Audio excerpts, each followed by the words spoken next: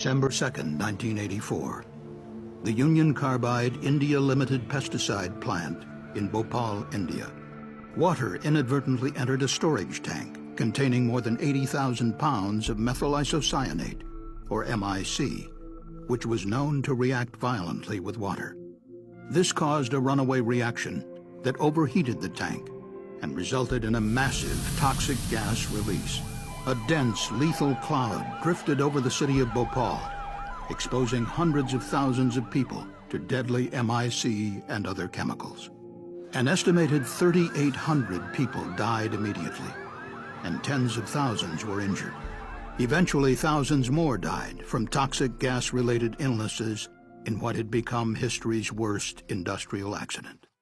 Investigations found many process safety management deficiencies, including the absence of a process hazard analysis, poorly maintained equipment and safety systems, a lack of emergency response planning, and inadequate training for operators handling the deadly MIC. But others saw a deeper root cause. The father of process safety, the late Dr. Trevor Kletz, wrote, "MIC wasn't a raw material or a product, but an intermediate. Storing it was convenient, but not essential.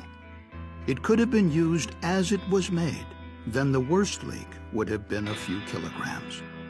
The huge MIC release at Bhopal was a watershed event in the drive to make plant designs inherently safer. In the wake of Bhopal, Congress enacted new laws to increase chemical emergency preparedness and to require companies to develop process safety and risk management programs and to report their worst-case release scenarios. Congress also established the Chemical Safety Board to investigate chemical accidents and recommend measures to prevent catastrophes. But despite these positive actions in the 1990s, the United States continues to experience serious chemical accidents. Process safety management regulations are in need of reform. There must be more emphasis on preventing the occurrence of major chemical accidents through safer design, responding to emergencies, and punishing people after the fact are not enough. Even now, CSB investigations following major accidents find deficiencies in design and process safety management similar to those uncovered in Bhopal. In 2008, an explosion killed 2 workers and injured 8 others at a pesticide plant in Institute, West Virginia, that was originally developed by Union Carbide. The explosion took place during a lengthy startup process when a runaway chemical reaction occurred inside a waste treatment vessel. Had the exploding vessel taken a different trajectory, pieces of it could have struck piping connected to a storage tank containing 13,700 pounds of methyl isocyanate, potentially causing a large release of the same highly toxic chemical that killed thousands in Bhopal. The CSB's investigation found that factors similar to those reported in Bhopal led to the explosion, including incomplete operator training and procedures.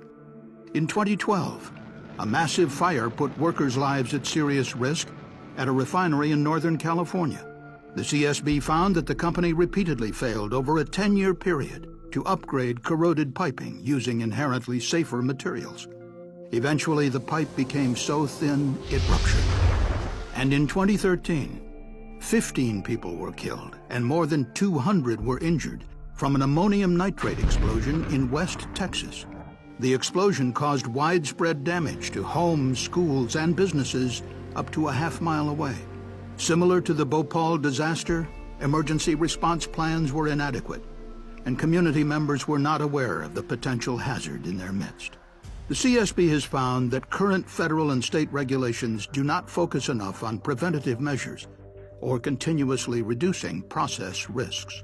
Therefore, the CSB has urged that federal or state process safety management regulations be reformed to require reducing risks to specific goals, using the most current industry standards, and ensuring that these standards contain adequate minimum requirements, applying the hierarchy of controls with safe design as the preferred strategy, and using inherently safer technologies wherever feasible, conducting damage mechanism hazard reviews, analyzing the effectiveness of safeguards, increasing attention to organizational safety, and broadening regulatory coverage to include reactive chemicals and atmospheric storage tanks. Following the Northern California refinery accident, the CSB recommended many of these changes to process safety management regulations in California, which the state is now actively pursuing. We are hopeful that similar process safety management reform will take place at the federal level.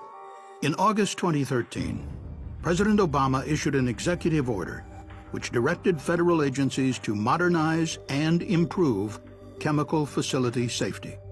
In response, both OSHA and the EPA plan to revise their process safety management regulations.